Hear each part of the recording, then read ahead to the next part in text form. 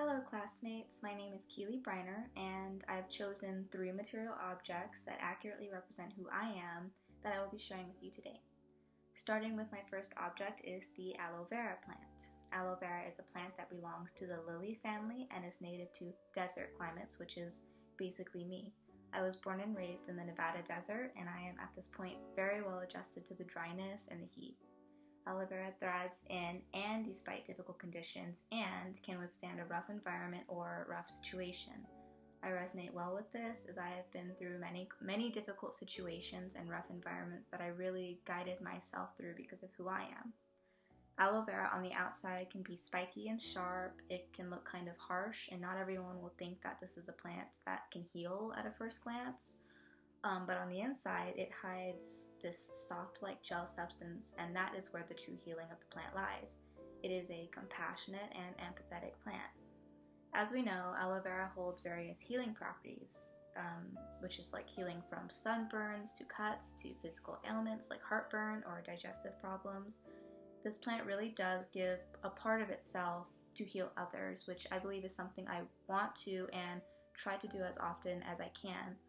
It is a plant that is willing to work with others' sensitivities, which is just like me. I consider myself very attentive to others and patient as well. It is used in ancient practices both as medicine and to maintain beauty, specifically feminine beauty, as ancient figures such as Cleopatra used it for just that, her beauty and female divination, which represents the deeply feminine aspects of who I am. My next material object is the quill pen. A quill pen is an old writing utensil made from the feather of a bird, such as a swan or a goose. You've probably seen a quill in movies or shows about medieval times or colonial times. I believe the quill represents my love of writing and poetry. The quill was used to write the Declaration of Independence, and I'm an American, so there's that. The quill is also used in the making of string instruments like the lute or the harpsichord. I think I said that right. And I am a devout lover of music in all its forms. The quill pen is notably from the era of Renaissance and old art, which I very much do love. I'm also very old-fashioned in some ways and have been called an old soul many times. I love writing, and I've been writing since I was very young, mostly poetry, but also persuasive essays or thought pieces. I believe the quill pen may also represent freedom as it is from the feather of a bird. I feel very strongly about freedom in both a literary sense and a physical sense. Playwright Edward Bulwer Lytton wrote in 1839 that the pen is mightier than the sword, or alternatively, the quill is sharper than the sword of a tyrant. This is an expression meaning communication and the power of language can be just as, if not more, than powerful than the use of direct action or even violence. There's this philosophy that ideas cannot be killed or destroyed, therefore they are both extremely powerful and even sometimes dangerous. This is exactly how I feel about language and writing. I think it accurately reflects the world we live in as well. My love of the sheer force of language and ideas very much influenced me and is a vital part of who I am.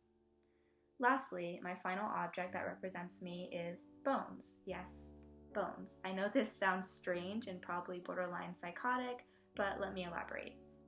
I feel that bones best represent my love of life, nature, and humanity. Bones are what all of us share. We all have them. It is what truly physically connects us to one another. I see myself as a philanthrope, or at least the original Greek root of the word philanthropos, which means man-loving or lover of man, as in lover of humanity. This love drives both my historical and political interests, as well as my passion for sociology and anthropology. Though I am a philanthrope, I am a realist more than an optimist, and what else is more real than the physical bones inside of our bodies? In Shakespeare's Hamlet, the skull Hamlet holds, which is Yorick's skull, can be interpreted as the death of not only one's physical being, but the death of one's essence or sense of self. The poet T.S. Eliot said that bones may represent thoughts of something beyond the flesh, such as historical knowledge. Biblical symbolism mentions bones as the last earthly trace of the dead, or in other words, the only thing we really leave behind that was considered an eternal aspect in our death. Though I'm not a Christian, I found this extremely interesting and beautiful. All these mentions of death allude to the connection of life and sense of self to our physical bodies or our bones. Our bones are essentially our humanity. Bones have also been used been a common use of old spiritual practices and rituals in ancient religions, or specifically old polytheistic religions, which easily speaks to my undying fascination with religion and the occult. Generally, though, the historical and poetic significance of bones speaks to my philosophical and humanitarian approach to life and my relationship to humanity and human nature. How much I truly value life and the lives of others influence my personal values, morals, beliefs, and politics. I hope this doesn't come off as too bizarre, but I am a strange person as well, so it's expected of anyone that knows me. Those are all the material objects that I feel best represent me. I hope they all make sense and I explain them well enough. Maybe even some of these objects would resonate with some of you. Thanks for listening though.